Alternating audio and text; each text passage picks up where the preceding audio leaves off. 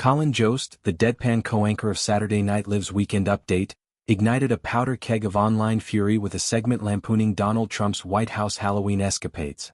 Airing amid the show's 50th season, Jost's monologue dissected the former president's candy-handing antics with Melania, zeroing in on a recreated 2019 chocolate bar prank and a soundtrack choice that veered into treacherous territory.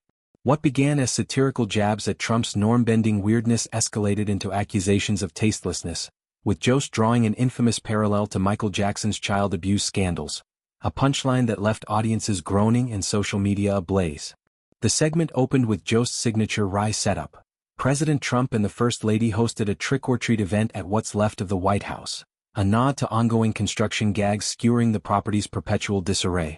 He pivoted to the event's viral peak, Trump, beaming in a red MAGA cap, approaching a child costumed as DJ Marshmallow. With theatrical flair, he balanced a candy bar atop the kid's helmeted head, echoing a 2019 Minion-clad repeat. "This is one of my favorite things that the president does because it is so clear that he never trick-or-treated once in his life," Jost quipped, replaying the footage. "Just put it in the bag. Why is he so weird? Even the kid is like, this is not right." He framed the gesture as presidential aberration.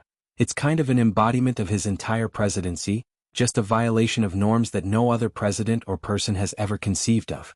Like who's ever thought, I should just put the candy on the kid's head. The real tinderbox ignited with Jost's thriller twist. My favorite part though was when Trump and Melania made a grand entrance to this song, Michael Jackson's Thriller, he said, his delivery laced with mock innocence.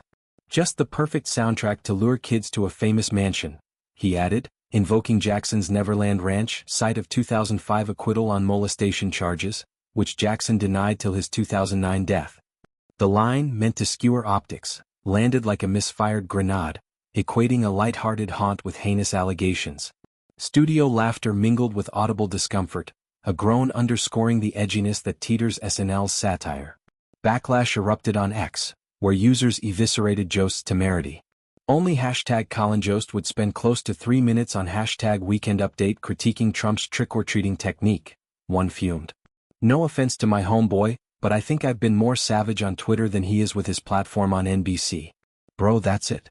Another decried lazy shock humor, lamenting SNL's fueled irrelevance. "The joke wasn't edgy, just awkward and cringe. They haven't been funny in years."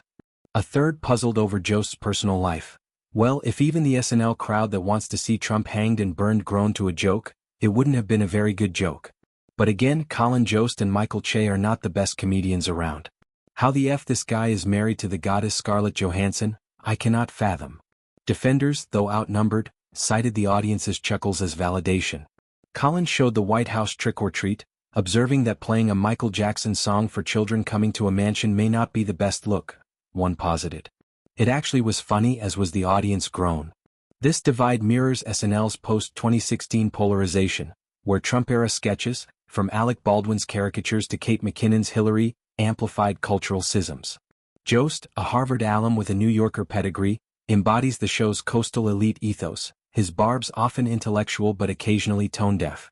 Trump's Halloween, a folksy bid for relatability, backfired under Jost's lens, yet it humanized the 45th president for supporters, who cherished his minion redux as avuncular charm.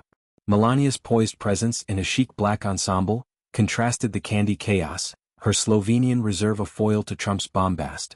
For SNL, mining this for mirth sustains its legacy, from Chevy Chase's Ford Falls to Tina Fey's Palin precision. Jost's misstep, however, spotlights comedy's tightrope, provoke without alienating.